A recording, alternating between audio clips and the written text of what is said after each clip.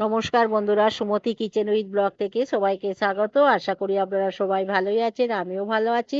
আজকে একটা নতুন রেসিপি আপনাদের সঙ্গে শেয়ার করেছি। আর আপনারা প্রথম থেকে শেষ পর্যন্ত দেখবেন। এখানে দেখতেই পাচ্ছেন কাতলা মাছের তরকারিটা সার্ভ করে দিয়েছি। আজকে করেছি পোস্ত আর সাদা তিল দিয়ে কাতলা মাছের তরকারি। কিভাবে করলাম আপনারা প্রথম থেকে শেষ পর্যন্ত দেখবেন। খেতে কিন্তু দারুণ টেস্ট হয়েছে, মানে দুর্দান্ত হয়েছে। আসুন তাহলে দেখুন। মাছগুলো বাজার থেকে কেটে নিয়ে এসেছে, মাছগুলোকে পরিষ্কার করে আঁশ ছাড়িয়ে ধুয়ে নিচ্ছি। আর যে সকল নতুন বন্ধুরা আমার চ্যানেলে প্রথম, অবশ্যই চ্যানেলটিকে সাবস্ক্রাইব করবেন, পাশের বেল বাটনটি অন করবেন, সবার সঙ্গে শেয়ার করবেন আর লাইক করবেন, আর কমেন্ট করে জানাবেন কেমন হয়েছে।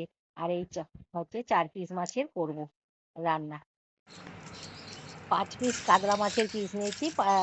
ভালো করে পরিষ্কার করে ধুয়ে নিয়ে আর লবণ মাখিয়ে রেখে দেবো।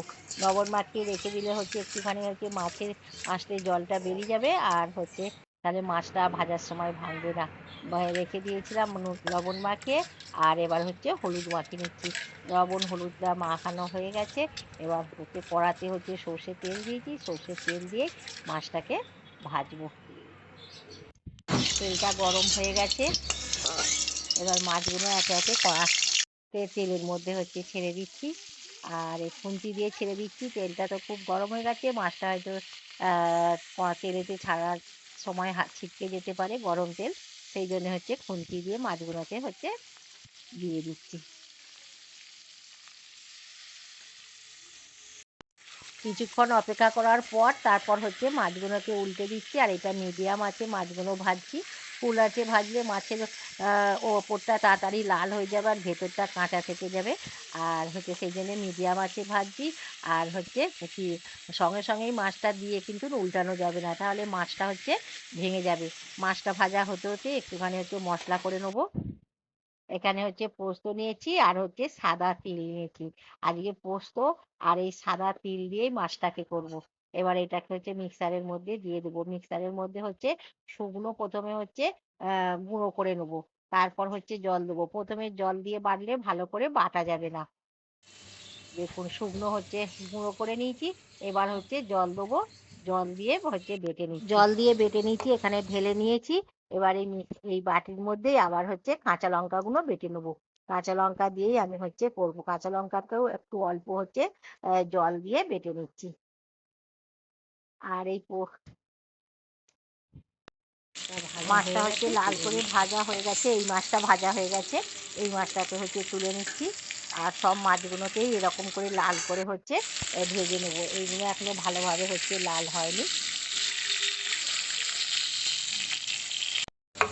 কাঁচা লঙ্কাটা বাটা হয়ে গেছে। মাছটা ভাজতে ভাজতে কাঁচা লঙ্কাটা বেটে নিয়েছি। আর 1 পিস মাছ আগেই লাল হয়ে গেছিলো, তুলে নিয়েছি। এই মাছগুলো ভালোভাবে লাল হয়ে গেছে, তুলে নিচ্ছি। আর মাছ ভাজার একটু তেল, অনেকটাই তেল থেকে যাবে।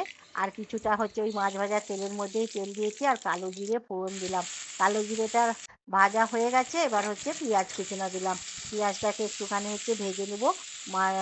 মানে খুব লাল করে ভাজবো না, কড়া লাল করবো না, তাহলে ভালো লাগবে না তরকারিটা খেতে। একটুখানি লবণ দিলাম আর হলুদ দিলাম, দিয়ে একটুখানি পেঁয়াজটাকে ভেজে নিলাম। নিয়ে এবার পোস্ত আর কাঁচা লঙ্কা বাটাটা দিলাম। পোস্ত আর তিল বাটাটা পরে দেবো। কাঁচা লঙ্কা বাটাটা দিয়ে একটুখানি আগে কষে নিচ্ছি। ভালোভাবেই কষা হয়ে গেছে। এবার যে তিল আর পোস্ত বাটাটা রেখে দিয়েছিলাম সেই বাটাটা দিয়ে দিলাম। দিয়ে ভালো করে একটু নেড়ে নিচ্ছি। আর এই পোস্ত আর তিল দিয়ে মাছের তরকারিটা কিন্তু খুবই টেস্টি হয়। আপনারা একবার অন্তত বাড়িতে বানিয়ে খাবেন, খুবই টেস্টি হবে। এবার ভালো করে নাড়া হয়ে গেছে। এবার জল ঢেলে দিচ্ছি। বাটিটা ধুয়ে জলটা দিয়ে দিলাম। পরিমাণ মতন জল দিতে হবে, খুব বেশি কিন্তু জল দেওয়া যাবে না। এই যে আমি এইরকমই জল দিয়েছি। এবার ঝোলটা ফুটে উঠলে মাছগুলো দিয়ে দেবো।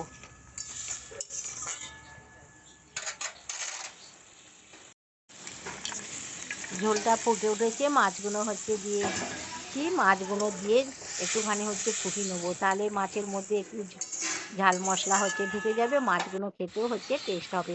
এবার একটুখানি লবণ কম হয়েছিল, একটুখানি লবণ দিলাম। লবণটা আপনারা বুঝিয়ে দেবেন, লবণ বেশি হয়ে গেলে খাওয়া যাবে না মাছটাকে।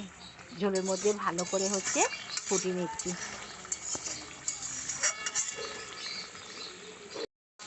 অনেকটাই গাঢ় হয়ে গেছে ঝোলটা। এর থেকে বেশি আর হচ্ছে ঝোলটাকে মারবো না, তাহলে ঝোলটা তাহলে খুবই হচ্ছে শুকনো শুকনো হয়ে যাবে, আর মাছটাকে ঢেলে রাখলে ঠান্ডা হয়ে গেলে আর একটু হচ্ছে ঝোলটা কমে যাবে।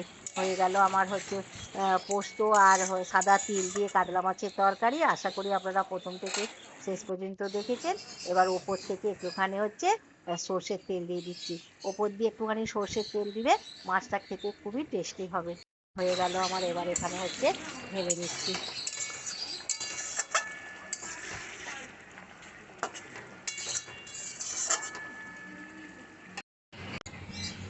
তরকারিটা আমার হয়ে গেছে, এখানে হচ্ছে ঢেলে নিয়েছি।